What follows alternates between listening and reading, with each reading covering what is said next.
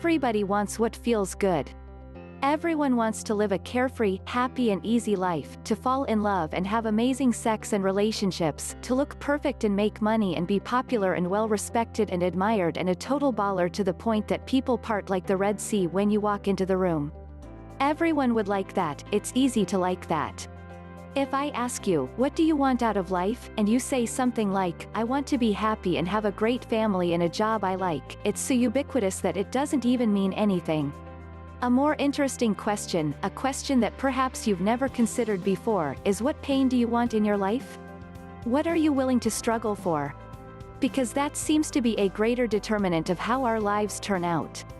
Everybody wants to have an amazing job and financial independence, but not everyone wants to suffer through 60-hour work weeks, long commutes, obnoxious paperwork, to navigate arbitrary corporate hierarchies and the blasé confines of an infinite cubicle hell.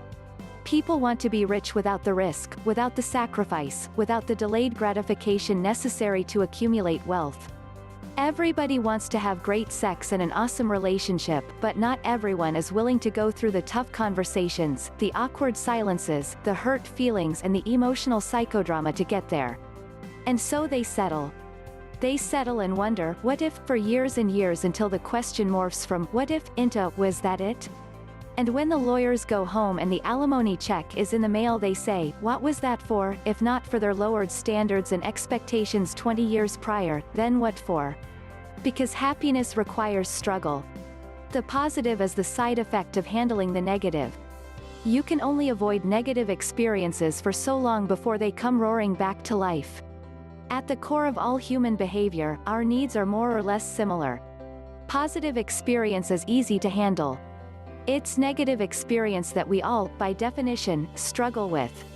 Therefore, what we get out of life is not determined by the good feelings we desire but by what bad feelings we're willing and able to sustain to get us to those good feelings. People want an amazing physique. But you don't end up with one unless you legitimately appreciate the pain and physical stress that comes with living inside a gym for hour upon hour, unless you love calculating and calibrating the food you eat, planning your life out in tiny plate-sized portions. People want to start their own business or become financially independent. But you don't end up a successful entrepreneur unless you find a way to appreciate the risk, the uncertainty, the repeated failures, and working insane hours on something you have no idea whether will be successful or not. People want a partner, a spouse. But you don't end up attracting someone amazing without appreciating the emotional turbulence that comes with weathering rejections, building the sexual tension that never gets released, and staring blankly at a phone that never rings. It's part of the game of love. You can't win if you don't play. What determines your success isn't, what do you want to enjoy? The question is, what pain do you want to sustain? The quality of your life is not determined by the quality of your positive experiences but the quality of your negative experiences. And to get good at dealing with negative experiences is to get good at dealing with life. There's a lot of crappy advice out there that says, you've just got to want it enough. Everybody wants something. And everybody wants something enough. They just aren't aware of what it is they want, or rather, what they want, enough. Because if you want the benefits of something in life, you have to also want the costs. If you want the beach body, you have to want the sweat, the soreness, the early mornings, and the hunger pangs. If you want the yacht, you have to also want the late nights, the risky business moves, and the possibility of pissing off a person or 10,000. If you find yourself wanting something month after month, year after year, yet nothing happens and you never come any closer to it, then maybe what you actually want is a fantasy, an idealization, an image and a false promise. Maybe what you want isn't what you want, you just enjoy wanting. Maybe you don't actually want it at all. Sometimes I ask people, how do you choose to suffer? These people tilt their heads and look at me like I have 12 noses. But I ask because that tells me far more about you than your desires and fantasies. Because you have to choose something. You can't have a pain-free life.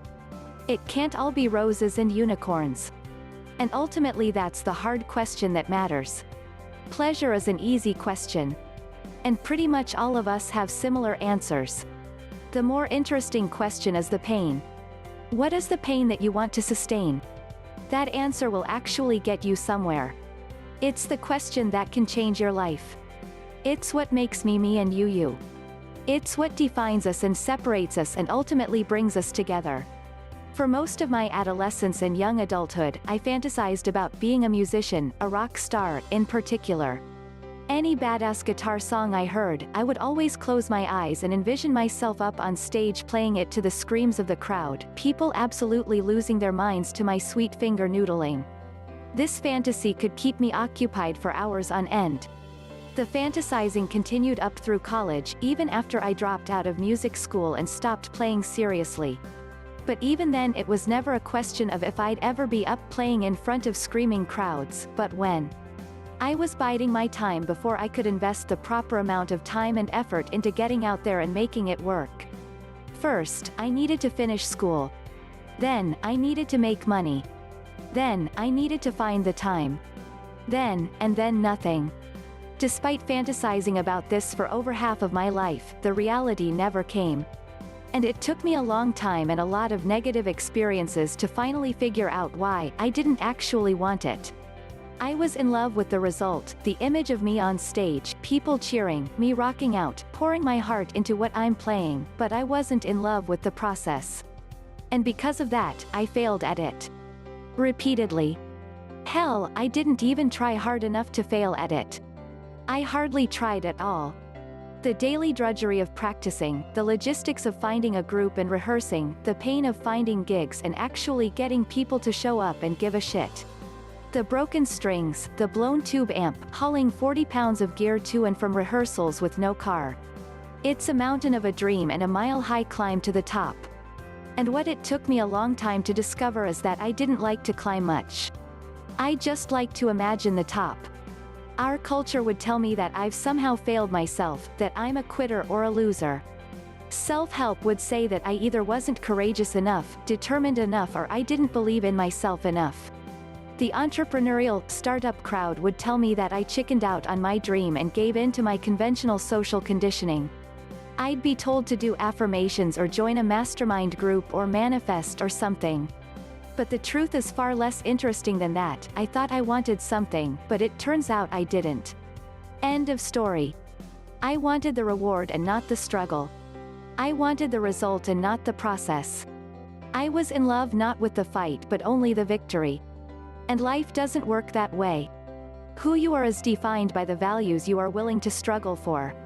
People who enjoy the struggles of a gym are the ones who get in good shape. People who enjoy long work weeks and the politics of the corporate ladder are the ones who move up it.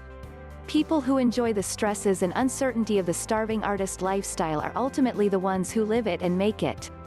This is not a call for willpower or grit. This is not another admonishment of no pain, no gain. This is the most simple and basic component of life. Our struggles determine our successes. So choose your struggles wisely, my friend.